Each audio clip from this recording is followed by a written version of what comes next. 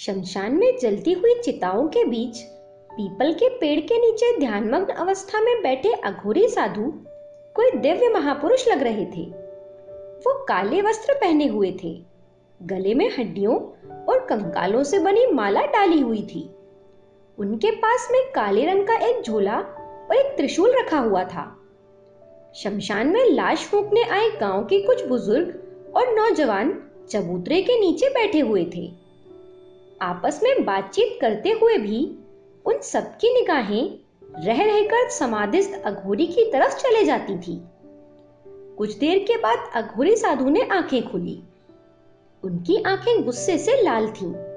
वो क्रोधित होकर बोले, घोर कलयुग है, अब मुझे वहां जाना ही होगा और उस राक्षस का पर्दाफाश करना ही होगा। अघोरी बाबा अपना झोला और त्रिशूल उठाते हुए उठ खड़े हुए। गांव के एक बुजुर्ग व्यक्ति अघोरी बाबा के पास जाकर हाथ जोड़कर बोले, बाबा आप नाराज क्यों हैं? क्या हम लोगों से कोई भूल हुई है? इस पर अघोरी बोले, नहीं, तुम लोगों से कोई गलती नहीं हुई है। जिसने घोर पाप किया है, मैं उसका असली चेहरा सबको दिखाने जा रहा हूं। अघोरी साधु ये कहते हुए गांव की ओर चल दिए। उसी गांव के वो वृद्ध व्यक्ति भी उनके पीछे पीछे हो लिए। उस वृद्ध व्यक्ति को यह समझ नहीं आ रहा था कि 2 घंटे पहले हंस हंस कर बातें करने वाले ये साधु अचानक इतना उग्र क्यों हो गए हैं। गांव में किस पापी का असली चेहरा ये दिखाने जा रहे हैं। तेज कदमों से चलते हुए अघोरी साधु से उन्होंने हिम्मत करके पूछ ही लिया, महाराज हमारे गांव में कौन ऐसा पापी है जिसके पापों का आप पर्दाफाश करने जा रहे हैं, और उसने ऐसा क्या पाप किया है? वो बोले, चुपचाप मेरे साथ चलो, थोड़ी देर में सब पता चल जाएगा। अघोरी बाबा खेत की पगडंडी पर तेजी से चलते जा रहे थे। वृद्ध व्यक्ति खामोश होकर सोचने लगा, समाधि में अघोरी बाबा ने न जाने ऐसा क्या देख लिया है जो बाबा इस समय इतने क्रोधित हैं।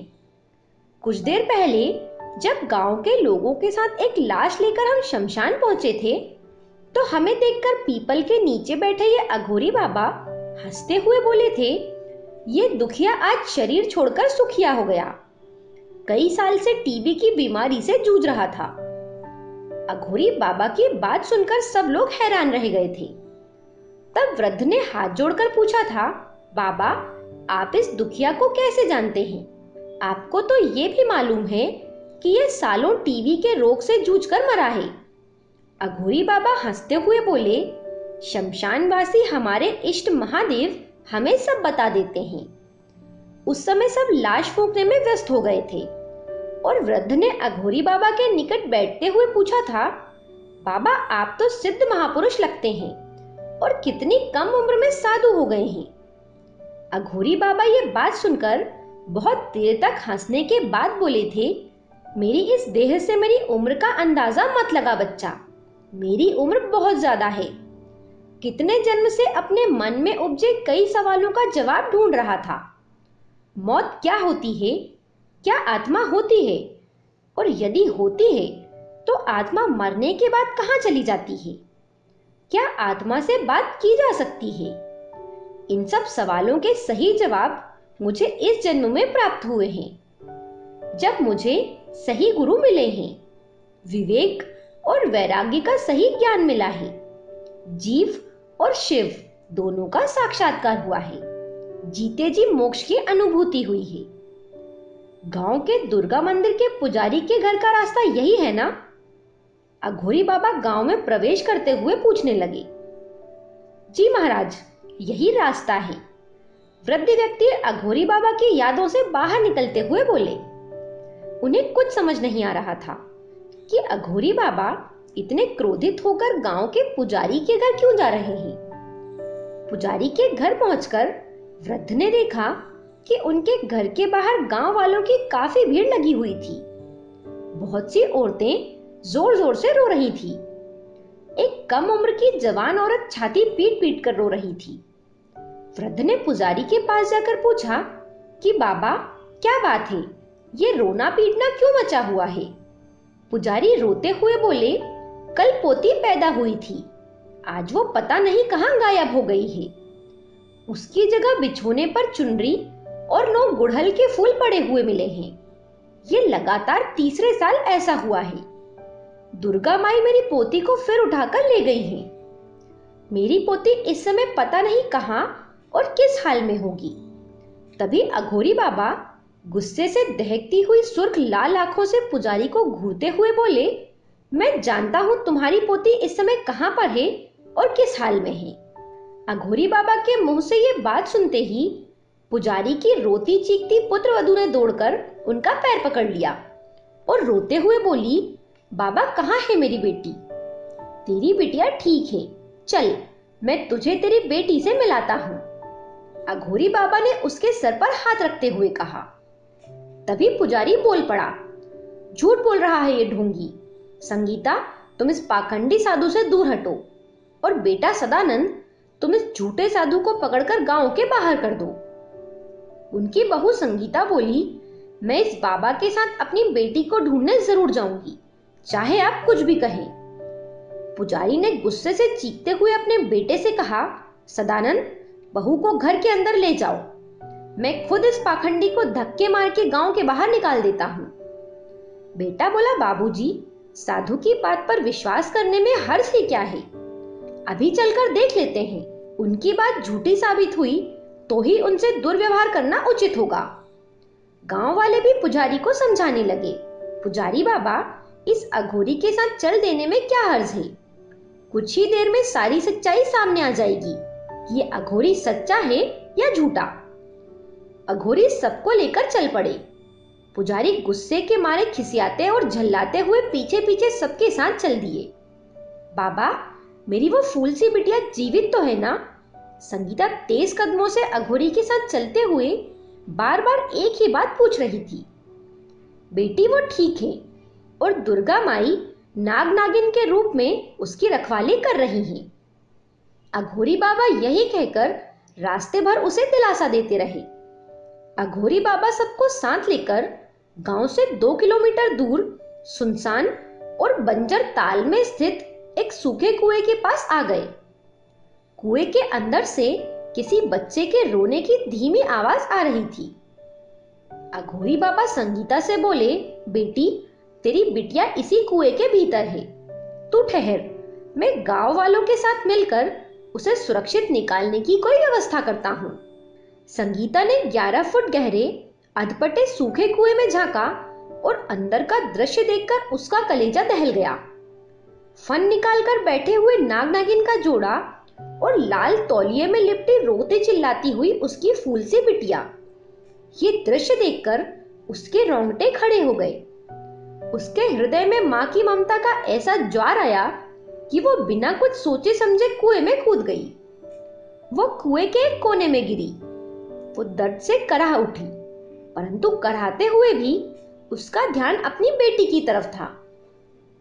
नाग नागिन की तरफ देखकर वो रोते हुए बोली, हे नागराज, हे नागरानी, ये मेरी बेटी है और मैं इसकी मां हूं।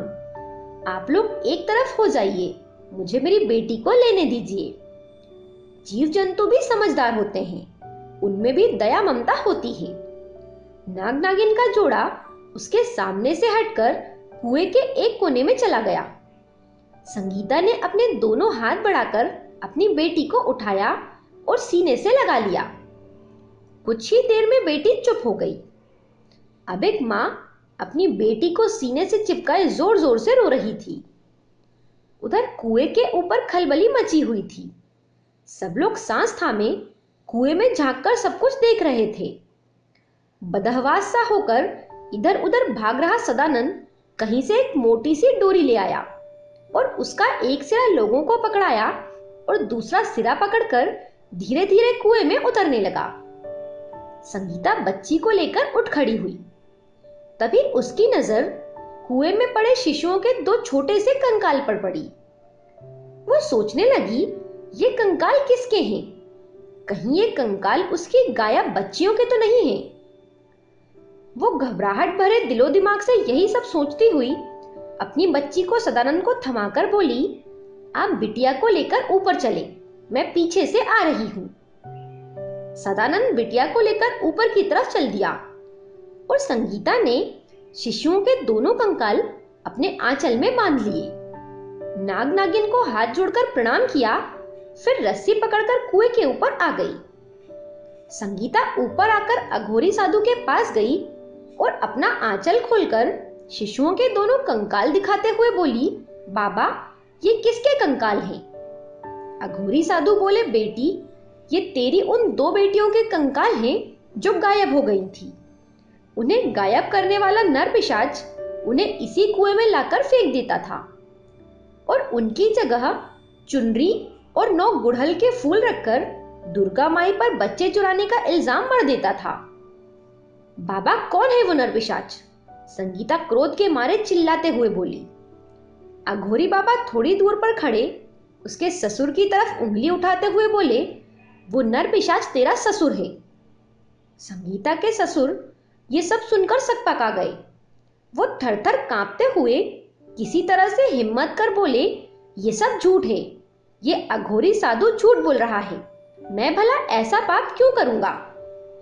अघोरी बाबा क्रोध से लाल नेत्रों से उन्हें घूरते हुए तेज स्वर में बोले, क्योंकि तुम्हें लड़कियों से सख्त नफरत है तो मां दुर्गा की पूजा करने का ढोंग भर करते हो। यदि तुम मां के असली पुजारी होते तो अपनी अबोध पोतियों में भी मां का ही रूप निहारते और इतना बड़ा पाप का काम नहीं करते। अगर मेरी बात झूठी है तो चल गांव के मंदिर में चलकर दुर्गा माई की कसम खा कि तूने अपने पोतियों की हत्या नहीं की है। पुजारी सिर झुकाकर चुप हो गया। सारा गांव उनकी निंदा करने लगा। अघोरी बाबा की जय जयकार होने लगी। संगीता और सदानंद ने रोते बिलखते हुए अपनी दोनों मर चुकी बच्चियों के कंकालों को जमीन में दफना दिया और अघोरी बाबा की कृपा से जीवित बच गई तीसरी बच्ची को लेकर अपने घर की तरफ चल दिए। आसपास के गांवों में ये खबर तेजी से फैल गई और शाम तक हजारों लोग अघोरी बाबा के दर्शन करने के लिए जुट गए। उस रात को पुजारी बाबा बिना किसी से कुछ कहे घर से गायब हो गए और आज तक उनका पता नहीं चल पाया है। श्रद्धालुओं की भीड़ से बचने के लिए वो अघोरी बाबा भी भोर होते होते मंदिर से न जाने कहां अंतर्ध्यान हो गए। ये कहानी काशी के एक विद्वान संत ने सुनाई है, जो उस समय एक पत्रिका में भी प्रकाशित हुई थी। इसे उसी रूप में आपके सामने प्रस्तुत किया गया है। वीडियो पसंद आए तो इसे आगे शेयर कर दें। धन्यवाद।